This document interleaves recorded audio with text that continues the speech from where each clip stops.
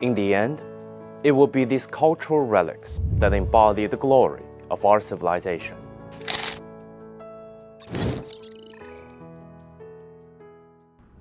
Hello everyone and welcome to this episode of Take Note. I'm Huang Jiyuan.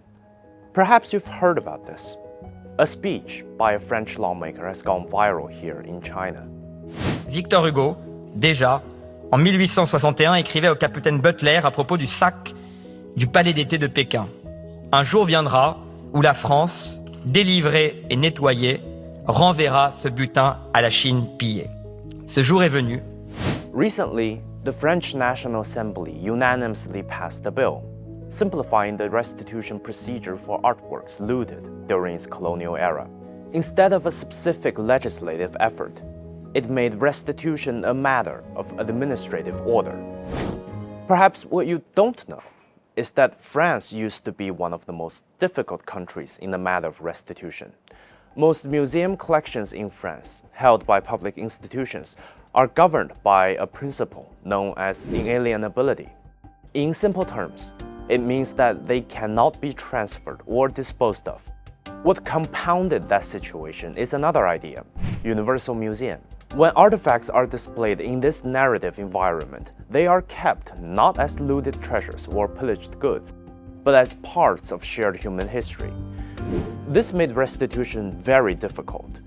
It required specific legislation on a case-by-case basis. And it's hard to truly win on the question of, if I'm displaying it for the whole world to see as shared human history, why do you want it back so hard? So you see, restitution was constrained, legally, legitimately, and perceptually. And while the recent bill doesn't abandon these positions entirely, what it does is make restitution operational within the system rather than being an exception of it. And it's putting real pressure on other countries hoarding relics that don't belong to them. Across the world, many centerpieces or prominent exhibits are looted treasures from the colonial era.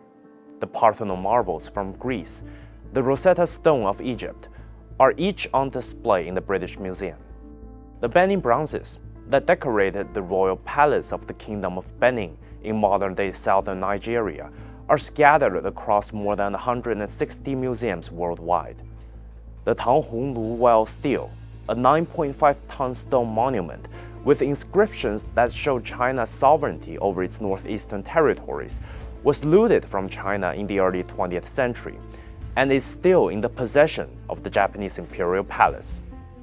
According to the Chinese Society of Cultural Relics, more than 10 million Chinese artifacts have been displaced overseas since the Opium War of 1840. There's a popular saying in China: no Chinese visitor could walk out of the British Museum with a smile. There is a reason for that. Many countries that were influenced by colonial rule, China included, have been trying to get their relics back through diplomatic actions, negotiations between societal groups, providing monetary incentives, or any other way that could have an impact. Between 2021 and 2025, 537 pieces of Chinese cultural relics and artworks were returned home. Great work! But how many were displaced again? These hundreds of artifacts are just a drop in the bucket compared to the millions that have been looted. It's going to be a very long road, never-ending perhaps, to get all of the relics back. Like I said, there are many obstacles, legally, philosophically, politically. But any country with a long history would do the utmost to keep the artifacts. It's not just a matter of belonging or ownership.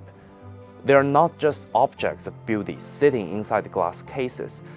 Our ancestors touched them. They believed in them, fought for them, even died next to them. They are an integral part of the identity we inherited today, and they will still be an integral part of the future our descendants will enjoy. Because in the end, it will be these cultural relics that embody the glory of our civilization.